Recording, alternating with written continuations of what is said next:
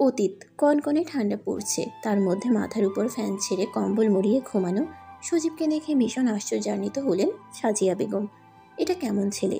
এদিকে ফ্যান, আবার গায়ে কম্বলও।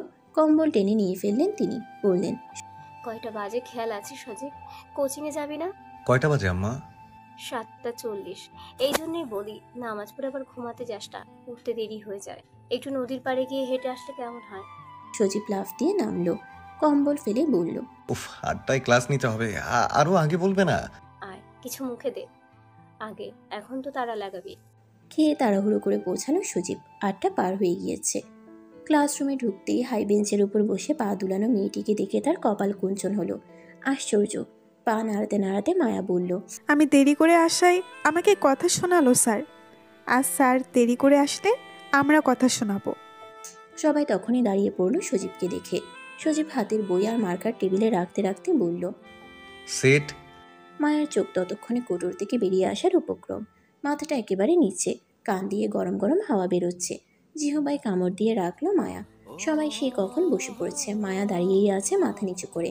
সজীব চোখ তুলে দেখলো মায়াকে, বলল, আমাদের আজকের ক্লাস টপিক কি? মায়া চট করে মাথা তুলে তাকালো। সজীবের দিকে অসহায় দৃষ্টি নিক্ষেপ করে বলল, স্যার আমি কি বসবো? না, দাঁড়িয়ে থাকুন। Sorry sir. সজীব পড়াতে মগ্ন হয়ে গেল। মায়া দাঁড়িয়ে রইল। কিছুক্ষণ পর নিজে নিজে বসে পড়ল। নিতু চরম অবাক। মায়া বলল, স্যার বকবে না, পা ভীষণ ব্যথা করছে রে। সজীব আর চোখে একবার তাকিয়ে আবার পড়ায় মনোযোগী হলো। পড়াতে পড়াতে আগে পিছে হাঁটলো সজীব। চোখের দৃষ্টি বইয়ের মাঝে আংশিক, কিন্তু কপাল কুঞ্চিত করে বইয়ে মনোযোগ দেওয়া একজনের কাছে একটু বেশি। হঠাৎ সজীব মনে করলো সে পড়াতে ভুল করে ফেলছে। এলোমেলো লাগছে পড়া, সেন্টেন্স উচ্চারণে ভুল হচ্ছে। সজীব পড়া থামিয়ে দিল। সবার উদ্দেশ্যে বলল, সবার পড়া রেডি? আমি আজকের পড়া মুখস্থ ফুকস্থ টুকস্থ করে এসেছি। সবাই হাঁ করে তাকিয়ে রইল মায়ার দিকে। স্টুডেন্টরা সবাই হেসে উঠল উচ্চস্বরে। সজীব চোখ রাঙিয়ে তাকাতেই সবাই চুপ হয়ে যায়। মায়া মাথাটা আড়াল করলো ব্যাগ দিয়ে। আল্লাহ, কি হয়েছে তার! পাগলের মতো কি বলে ফেলল। সজীব মার্কার প্যান রেখে মায়ের কাছে আসলো, বলল, আপনি যেহেতু মুখস্থ ফুকস্থ ঠোঁটস্থ করে ফেলেছেন, সেহেতু আপনার কাছ থেকেই পড়া আগে নেই। মায়া ভিত চোখে তাকালো। মায়ের দিকে মার্কার বাড়িয়ে দিল সজীব, বলল, যান, বোর্ডে গিয়ে লিখে আসুন, যান। বোর্ডে কেন স্যার? যেটা বলেছি। মায়া চলল বোর্ডের দিকে। পিছু ফিরে বলল, স্যার দেখুন, নিতু আমার দিকে তাকিয়ে হাসছে। সজীবের হাসি পেল। হাসি চেপে রেখে সে বলল, নিতু একদম হাসবে না। মায়া কাপা কাপা হাতে লিখল। আবার পিছু ফিরল। মায়া তাকাতেই সজীব ফোনে মনোযোগ দিল। মায়া বলল, স্যার দেখুন, সবাই দেখে আছে, না দেখতে বলুন। এই, কেউ দেখবে না। মায়া লিখে ফেলল। লেখা শেষ করে সজীবের কাছে এসে মার্কার বাড়িয়ে দিয়ে মাথা নামিয়ে মিনমিন করে বলল, স্যার সবাই মানে সবাই বলেছি, আপনাকেও, কিন্তু আপনি দেখেছেন কেন? আমি সবাই নই, তাই আমি টিচার আর বাকিরা স্টুডেন্ট। মায়া কপালে ভাঁজ ফেলে চলে গেল সিটে। বোর্ড ক্লিন করতেই একটা ছেলে উঠে দাঁড়িয়ে ভয়ে ভয়ে বলল, স্যার মায়ার 2 নাম্বারটাতে ভুল হয়েছে। জানি, বসো। ছেলেটি বসে পড়ল। মায়া কপালে ভাঁজ ফেলে বলল, হারামিগুলো ভুল খুঁজে বের করবেই। স্যার কি এখন পানিশমেন্ট দেবে? না, মায়ের দিবে না, আপনাকে আদর দেবে। তুমি তো এখনো ললিপপ খাও। বলেই হাসলো নিতু। কান গরম হয়ে গেল মায়ার। ছি, এসব কি কথাবার্তা স্যারকে নিয়ে! ছিছি! সজীবের দিকে আর তাকাতে মন চাইল না মায়ার। ছিছি, নিতু কিসব বলল। এভাবে পার হলো 2-3 সপ্তাহ। কোচিংয়ের টাইম পড়লো সন্ধ্যার দিকে। সজীব নিজের পড়ার জন্য সকালে পড়াতে পারছে না। সামনে 3য় বর্ষের ফাইনাল পরীক্ষা তার। নিত্যদিনের মতো ক্লাস চলছিল। ক্লাসে অনুপস্থিত মেয়েটি হাঁপাতে হাঁপাতে এসে দাঁড়ালো দরজার কাছে। কলেজ থেকে এসে গোসল নিয়ে তাড়াহুড়ো করে রেডি হয়ে এসেছে। ভেজা চুল থেকে সামান্য ফোঁটা ফোঁটা পানি পড়ছে সামনে চলে আসে কয়েক গাছি চুল থেকে। ওনা মাথায় টেনে ভীত কণ্ঠে পাতলা ঠোঁটজোড়া নেড়ে সে শুধালো, আসবো স্যার? ইয়া। মায়া এসে সিটে বসে পড়ল। প্রতিদিনকার মতো পড়া সজীব পড়া নিতে গেল। মায়া ভুলক্রমে পড়া শিখে আসতে পারেনি। কলেজের এত হোমওয়ার্ক ছিল। সব শেষ করে কোচিংয়ের পড়া নিতেই ঘুম নেমে আসলো। আর শেখা হয়নি। সজীব ভয়াবহ পানিশমেন্ট দিল তাকে। সবাই ছুটি হলেও মায়া ছুটি পেল না। পরের ক্লাসের সাথে ক্লাস করলো, কিন্তু আগামাথা কিছুই বুঝলো না। এদিকে সন্ধ্যা হয়ে আসছে। হাত পা মোচড়ামুচড়ি করলো মায়া। এই স্যারটা ভীষণ রকমের বাজি। নেক্সট ব্যাচের সাথে ছুটি হলো মায়ার। মাগরিবের আজান পড়বে এক্ষুনি। মায়া একা একা হাঁটা ধরল বাড়ির দিকে। তখনই কোত্থেকে এক গাদা ফাইলপত্র নিয়ে তার পাশে হাজির হলো সজীব। বলল, যেহেতু আমার জন্য এত দেরি হলো, তখন আমি পৌঁছে দিই বাসায়। মায়া কিছু বলল না, মনে মনে বিড়বিড় করলো। না, স্যারটা ভালো। মায়া আগে আগেই হাঁটলো, তার পিছু পিছু নরম পায়ে হাঁটলো সজীব। হঠাৎ করে মনে হলো কানের পেছনে চুল গুছে দেওয়ার মতো দৃশ্যের মতো সুন্দর মনোরম দৃশ্য আর হতেই পারে না। আজব লাগলো সজীবের, তার মতো ছেলে ওসব কেন দেখছে? স্টুডেন্টকে বাড়ি পৌঁছে দেওয়ার মতো সামান্য কাজ সে কেন করছে? আসলে এই সব দায়িত্বের খাতিরে নতুন জয়েন করা তৃণা ম্যাডামও ইংরেজি আর বাংলা পড়ায়। তৃণাকে আনা হয়েছে সজীবের অনুপস্থিতিতে। সজীবের পরীক্ষা, পুরো 1.5 মাস সজীবকে কোচিংয়ের আশেপাশে দেখা গেল না। মায়া হাফ ছেড়ে বাঁচল। উফ, প্যারার দিন শেষ। কিন্তু যে ম্যাডাম এলো সে তো আরও ডেঞ্জারাস। এত এত বড় স্টুডেন্টদের লোহার স্কেল দিয়ে মারে। মায়া তৃণা ম্যাডামের পাশে দাঁড়ালে শুধু হাইট মাপে, তারপর হেসে কুটি কুটি হয়। ম্যাডাম তার চাইতে সামান্য খাটো। ম্যাডামের মায়ের খেলে সজীব স্যারকে মিস করে। আহা, স্যারটা কতই না ভালো ছিল। মারতো না, কিন্তু শুধু দাঁড় করিয়ে রাখতো। আবার দেরি হলে তাকে বাড়িয়ে পৌঁছে দিত। মায়া গিয়ে নিতুকে জিজ্ঞেস করলো, এই নিতু, স্যার তোকে কখনো বাড়ি পৌঁছে দিয়েছে? আমি কি মায়া? স্যার শুধু মায়া নামের মেয়েগুলোকে বাড়ি পৌঁছে দেয়। বলেই হু হু করে হাসলো নিতু। মায়া খোঁজ নিল আর কোনো মায়া আছে নাকি এই কোচিংয়ে। না, নেই, শুধুই সে। নিতুর বলা কথাগুলো ভাবতে ভাবতে হেসে কুটি কুটি হলো মায়া। আরও প্রখরভাবে যেন অনুভব করতে লাগলো রাগী স্যারের অনুপস্থিতি। পরক্ষণে লজ্জায় মাথা নজ্জানো হলো তার। ছি, স্যারকে নিয়ে কিসব হাবিজাবি ভাবছে। ভাবাও পাপ, ভীষণ পাপ। প্রায় 1.5 মাস পর কোচিংয়ে দেখা গেল সজীবকে। তহিদ স্যারের পরে এলো সজীব। সবাই সজীবকে দেখে বলল, স্যার আপনাকে খুব মিস করতেছি। তাই? পুরো ক্লাসরুমে চোখ বুলালো সজীব। কেউ একজন আসেনি, হয়তো এখন কোচিংয়ে পড়ে না। সে আগের মতো হাঁপাতে হাঁপাতে দরজার কাছে এসে থামলো মায়া। চোখ বন্ধ অবস্থায় বলল, আসবো ম্যাম? সবাই হেসে উঠল। সজীব তাকালে সবাই চুপ হয়ে গেল। মায়া চোখ খুলে সামনে তাকালো। সজীবকে দেখে চোখ দুটো বড় বড় করে তাকালো। সজীব স্টুডেন্টকে উদ্দেশ্য করে বলল, আমরা পড়ানি। মায়া নরম পায়ে হেঁটে ক্লাসে ঢুকলো। পড়া বের করে সবার সাথে তাল মিলিয়ে পড়া শিখতে শুরু করলো। কিছুক্ষণের মধ্যে বুঝতে পারলো পড়া তার মুখস্থ হচ্ছে না, কিছুতেই হচ্ছে না। চোখ বইয়ের পাতায় থাকছে না, একদম উপরে উঠে গিয়ে চলে যাচ্ছে ওই বোর্ডের সামনে দাঁড়িয়ে লেকচার দেওয়া মানবটির কাছে। নিজের কাছে নিজেই লজ্জিত হলো মায়া। সজীবের চোখাচোখি হতেই নিজের পড়া থেমে গেল। সজীবের কথাও থেমে গেল। সজীব চোখ সরিয়ে আবারও বলল, কোথায় ছিলাম আমরা? পানি, পানি খাবো স্যার, যাই? সজীবের উত্তর পাওয়ার প্রয়োজন বোধ করলো না মায়া, চলে গেল দৌড়ে। নিতু প্রচণ্ড অবাক হলো, কি হলো এই মেয়ের। ক্লাস শেষ হতে না হতেই সজীব বেরিয়ে গেল। আবার আসবে। অফিসে পানির বোতল থেকে পানি ঢেলে খেতেই তহিদ স্যার বলল, কি সমস্যা মায়া? কিভাবে পানি তেষ্টা পেয়েছে কেন হঠাৎ? মায়া পানি মুখে রেখে তাকিয়ে থাকলো। তৃণা বিরক্তি নিয়ে তাকিয়ে বলল, পানি খেয়ে সোজা ক্লাসে যাও মেয়ে, ক্লাস চলছে না। মায়া পানি ঢোক দিয়ে গিলে ফেলার আগে সজীব অফিসে ঢুকে পড়ল। মার্কার ফেলে গেছে। মায়া মুখ থেকে পানি ছিটকে পড়ল সজীবের কাছে। হাতের বাহু ভিজে গেল মুহূর্তেই। নিজে নিজেই চিৎকার দিয়ে উঠল মায়া। সজীব পানি ঝাড়তে ঝাড়তে আবার বেরিয়ে গেল। মায়া দৌড় লাগালো তার পিছু পিছু। স্যার, স্যার, সরি সরি, ভীষণ সরি। কি হয়ে গেল এটা? কি হয়ে গেল? মায়া চুপ হয়ে গেল। তোতলাতে তোতলাতে বলল, কিছু না। সজীব চলে গেল। অধরে ছড়ালো হাসির ছিটে। মায়া তার পিছু পিছু ক্লাসে ঢুকে পড়ল। সেই দিন ক্লাসে মনোযোগ বসলো না আর। এর জায়গায় বি লিখলো, বিয়ের জায়গায় সি লিখলো। কি একটা বাজে অবস্থা। নিতু হাসলো মায়ার কাণ্ড দেখে। সর্বনাশ সর্বনাশ, মায়া তোর লেখাপড়া তো লাটে উঠবে রে বান্ধবী। কি হলো? মায়া নিজেই অবাক হলো। যা নিতু, আজে বাজে কথা বলে। সেবার পরীক্ষায় ভালো রেজাল্ট করলো মায়া। ইংরেজিতে থাকা ভয়টা তার ধীরে ধীরে দূরীভূত হলো। সজীবকে জানালো পরীক্ষার রেজাল্ট। সজীব শুধু হাসলো একটুখানি। মায়ার ভীষণ রাগ। তার রেজাল্ট ভালো হয়েছে অথচ স্যার কিছু বলেনি। ভীষণ মন খারাপ হলো মায়ার।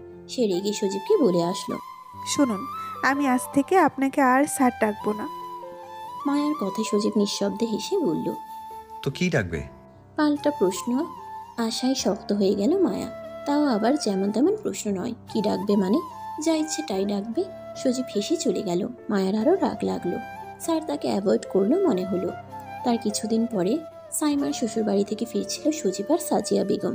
রিকশার জন্য দাঁড়িয়েছিল বাস স্টপ থেকে কিছুটা দূরে। মায়াকে দেখা গেল তার মায়ের সাথে। সজীবকে দেখে এগিয়ে এলো মায়া। ঠোঁটের কোণায় হাসি। চোখের কোণায় লজ্জা ভাব।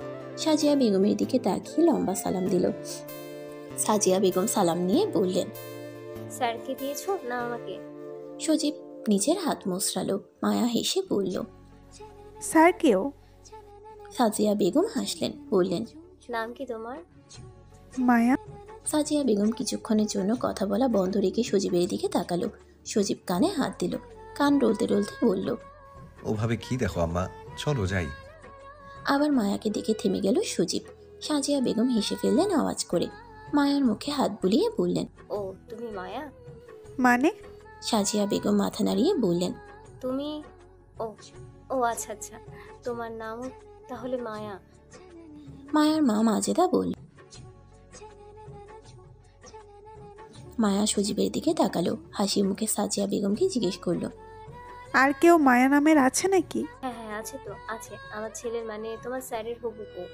আমার হবু বৌমার নামও মায়া। মায়ার ঠোঁটে হাসি, চোখে বিষণ্ণতা। সজীব হাফ ছেড়ে বাঁচল। ভয় পেয়ে গিয়েছিল মা কি বলতে কি বলে ফেলে। মায়া বলল, ও আমি জানি না তো, তাই জিজ্ঞেস করলাম। আচ্ছা। মায়া আর দাঁড়ালো না তার মাকে নিয়ে, চলে গেল নিমিষেই। মায়া চলে যেতেই সাজিয়া বেগম হো করে হেসে ফেললেন। সজীব কান টলতে টলতে বলল, আম্মা এভাবে হেসো না তো। সাজিয়া বেগম ছেলের লাল মুখ দেখে আরো জোরে হাসে।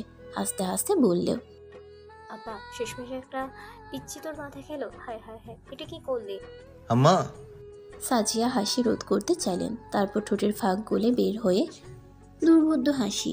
এই পিচিটাকে সে ছেলের বউ করবেই। তিনি কান টেনে ধরলেন ছেলের, বললেন, যা তাড়াতাড়ি চাকরি জোগাড় কর, নইলে দেখবি পাখি অন্য খাঁচায় ঢুকে পড়েছে। আম্মা। ভুল কিছু বলিনি, গ্রামের মানুষ, মেয়ে বড় হলে রাখতে চায় না, কথাটা মাথায় রাখিস। আচ্ছা। মায়াকে কোচিংয়ে দেখা গেল 3 দিন পর। কোচিংয়ে আসলো মনমরা হয়ে, মাথায় জবজবে তেল দেওয়া, কপালের এক পাশেও লেপটে আছে তেল। সজীব তাকে ডেকে নিল অফিসে, বলল, মিস মায়া, আপনি রুলস ব্রেক করেছেন, এখন কি করা যায়? মায়ার মাঝে কোনো উত্তেজনা, ভয় কিংবা বিকার দেখা গেল না। নরম কণ্ঠ, তারপরও করা মনে হলো সজীবে। কি করা যায় মানে কি? চলে যাব? কুসিংয়ের কি অভাব হয়েছে? সজীবের অক্ষি কোটর থেকে বেরিয়ে আসতে চাইছে। বিষাক্ত সাপের মতো ফোপাতে থাকলো মায়া। চোখের কোণা আংশিক লাল, তবে নাকের মাথা জ্বলন্ত।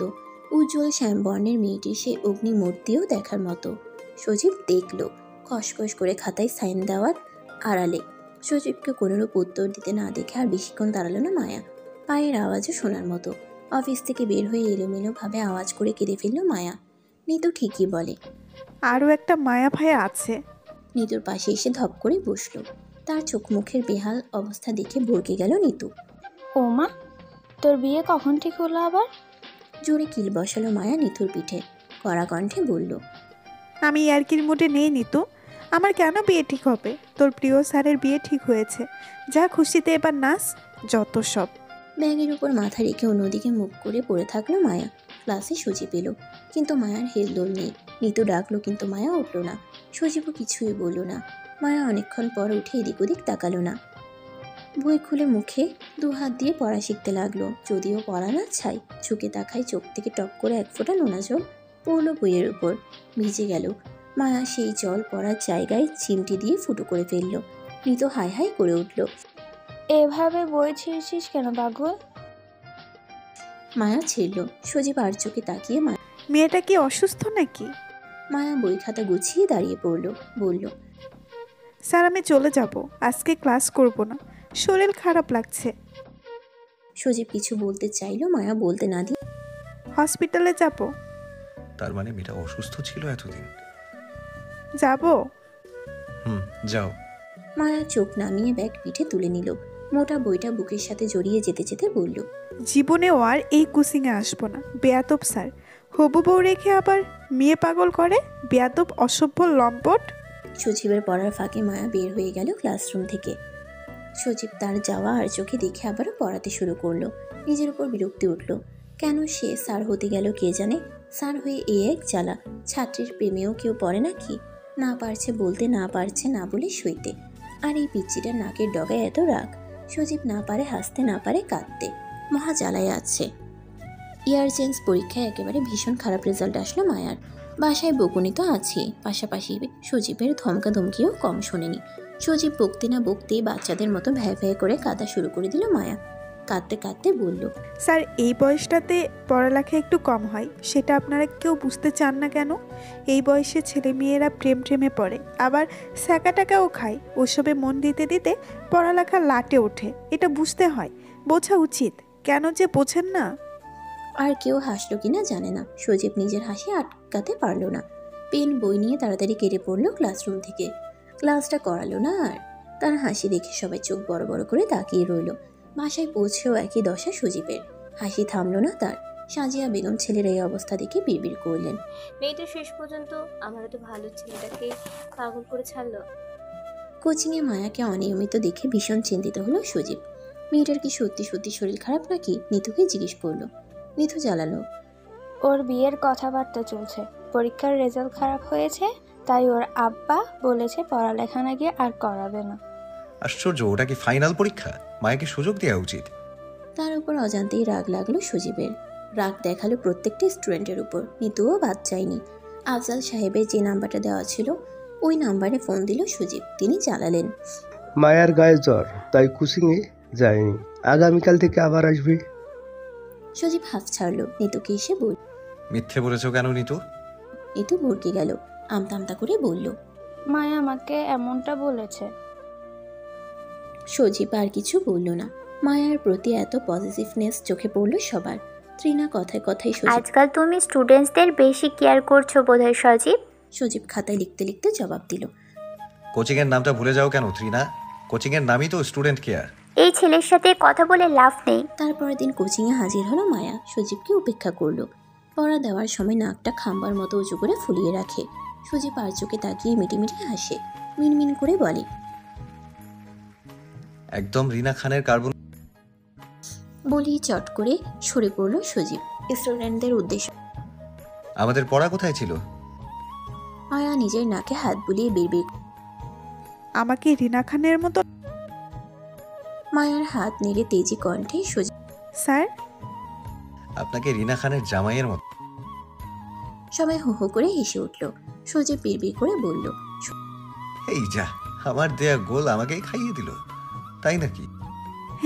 একটু হাসি, একটু অভিমান, একটু রাগ, একটু অনুরাগের পালা চলতে চলতে পার হলো অনেকগুলো দিন। ঈদের সময় মায়া বেড়াতে গেল নিতুদের ঘরে। আরও অনেকে ছিল।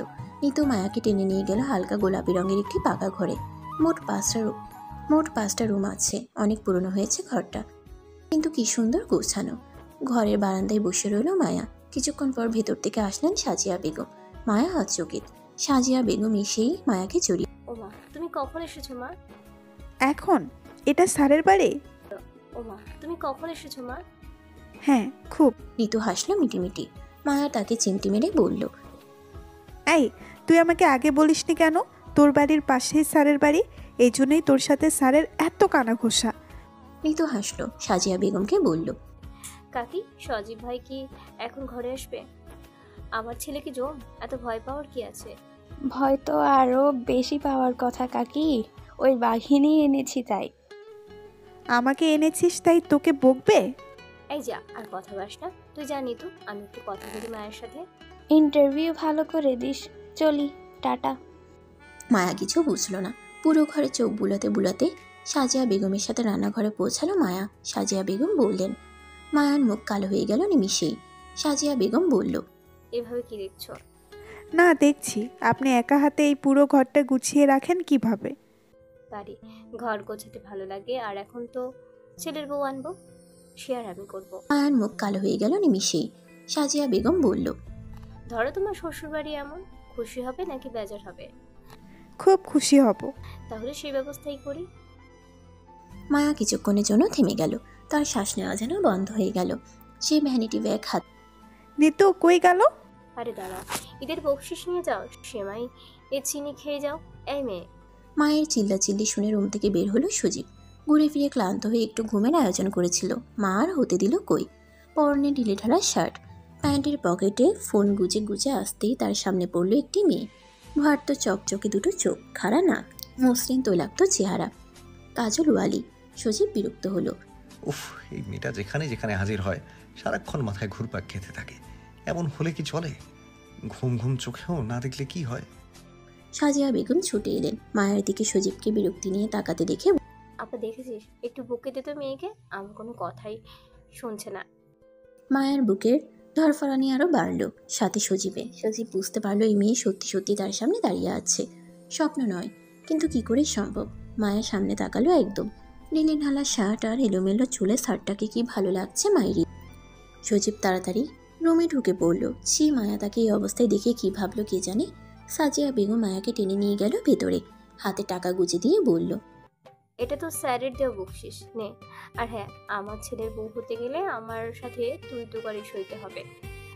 আমার পাগল ছেলেটাকে সামলাতে পারবি তো, নাকি কিছু হলেই রাগ করে বাপের বাড়ি চলে যাবি? কেন মায়ের কথা বলেছি সেদিন, বুঝিস না বোকা মেয়ে? মায়ার দু চোখে টলমলে জল দেখা দিল। এত শুকশোক কেন চারপাশে, কেন? সাজিয়া বেগম তার গালে হাত রেখে শেষমেশ আমার ছেলেটাকে পাগল বানিয়ে ছাড়লি। আমি? সাজিয়া বেগম মাথা নাড়ালো। মায়া উত্তেজনায় থরথর করে কাঁপতে কাঁপতে বলল, আমি একটু যাই। কার কাছে? মায়া লজ্জা পেল। সাজিয়া বেগম সাই জানালো। মায়া গিয়ে আবার ফিরে গেল। আন্টি, এখন গেলে গুনহা হবে না তো? সাজিয়া বেগম আওয়াজ করে হেসে ফেললেন। ওনাকে কিছু বলতে না দিয়ে মায়া দৌড় লাগালো। সজীবের রুমে ঢুকে পরে ঝাপটে পড়লো তার বুকে। আকস্মিক হামলায় 2-3 পা পিছু হাঁটল সজীব। নিজের বুকের এত কাছে রমণীকে দেখে কিছু বুঝে ওঠার আগেই মেয়েটি পালালো মুহূর্তেই। দেখা আর পাওয়া গেল না। সজীব বসে পড়ল কাউচে। মস্তিষ্ক ফাঁকা, শূন্য মনে হচ্ছে। সাজিয়া বেগম আফজল সাহেবের সাথে কথা বললেন। আফজাল সাহেব ভীষণ বিস্মিত। তা কি করে হয়? সাজিয়া বেগম বলে আসলেন, পড়ুক, কিন্তু সময় হলে আমাদের দিয়ে দেবেন। আমার ছেলেও চাকরি বাকরি করুক। আফজাল সাহেবের রাতের ঘুম হারাম হলো। পুরো এলাকা ঘুরে ঘুরে তিনি সজীবের পরিবার নিয়ে খোঁজ খবর নিলেন। 2-1 জন ছাড়া বেশিরভাগই নাম করলেন সজীবের। তাছাড়া ওনারও দেখার মুখে সজীবকে ভালো লাগে। ছেলেটা সব দিক দিয়েই ভালো, কি সুন্দর করে গুছিয়ে কথা বলে। ছেলেটার বাবারও নাম রয়েছে, ভালো পরিবারের সন্তান। আফজাল সাহেব ফোন দিয়ে জানালেন সাজিয়া বেগমকে, ঠিক আছে আফা, দেখছি ব্যাপারটা। মায়ার মত লাগবে, তার চাচা মামাদের সাথে কথা বলে দেখতে হবে। আলহামদুলিল্লাহ। কোচিংয়ে শুরু হলো কানাঘুষা। কার কথায় কান দেয় সজীব, তাকে দেখে বোঝার জো নেই কিছু। মায়ারও, সে তো সজীবের সামনে পড়লে পারে না মাটি নিচে ঢুকে যেতে। অফিসের সব টিচার যখন একসাথে বসলো, তৌহিদ স্যার বলে উঠল, চাকরি পাওয়ার 2 বছর পর বউয়ের খোঁজ লাগাইছি, তার 2 বছর পর বউ খুঁজে পাইছি, তারপর বিয়ে করছি। আর আমাদের সজীব চাকরি বাকরি হওয়ার আগেই লাইন ফিট। সজীব খসখস করে সাইন বসালো ক্লাস 9-এর পরীক্ষার খাতায়। পাশের ক্লাস থেকে পানি খেয়ে বলল, 8:30 বেজেছে, এইচএসসি ব্যাচের ক্লাস আছে। মনির আর তৌহিদ স্যার হেসে উঠল, বলল, হ্যাঁ হ্যাঁ, 8:30টার আগে যাও। ক্লাস যখন তখন করাতে পারো সজীব, সমস্যা নেই। জি আচ্ছা।